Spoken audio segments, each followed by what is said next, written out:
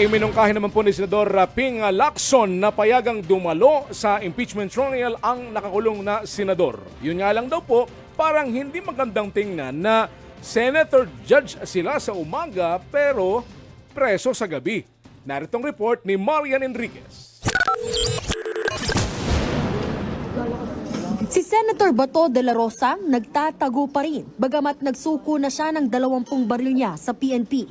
Habang si Senator Jinggoy Estrada nakakulong ngayon para sa kasong graft at plunder tungkol sa flood control scandal.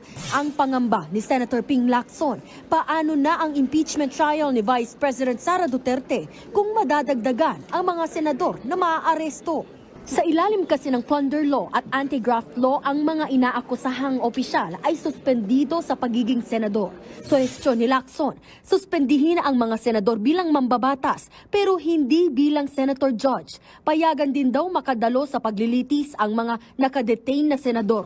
Yun nga lang parang di magandang tignan na senator judges sa umaga tapos bilanggo sa gabi. Ang mungkahi ni Lacson, tinabla ng isang eksperto sa saligang batas. Policy ho yun, mali. Hindi ho tamang sabihin, pwede siya na maging impeachment court judge kahit may suspension kasi hindi ito sakop ng suspension. The law does not distinguish between or among the different functions of a public official. Ganyan din ang pananaw ng House Lead Prosecutor na si Congresswoman Jerby Luistro. Hindi rin daw dapat ibilang ang boto ng mga hindi makadadalo. This is my opinion. If the voting will happen now, it should be 22 as well.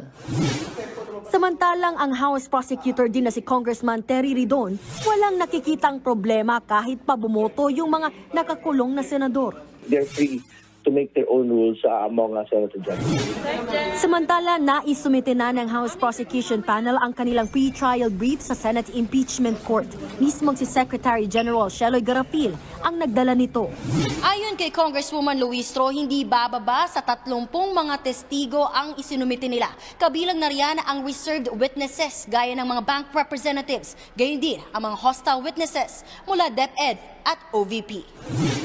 Ngayong nagpatawag ng special session ang Pangulo, naniniwala ang House Prosecution Panel na dapat iprioridad ng Senado ang pag-aayos sa kanilang gusot, lalo na ang pag-elect ng Senate President bago ang impeachment trial.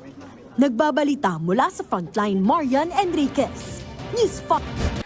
Mga kapatid, patuloy po kayong tumutok sa 105.9 at True FM para sa totoong balita, impormasyon, music and entertainment. Mag-subscribe po sa aming YouTube channel at podcast at sundan niyo po kami sa Facebook, Instagram, X at TikTok sa True Network PH. Bisitahin po ang aming website sa truefm.ph at panoorin din po kami sa True TV Channel 19. Kami ang 105.9 at True FM, laging true sa'yo, kapatid!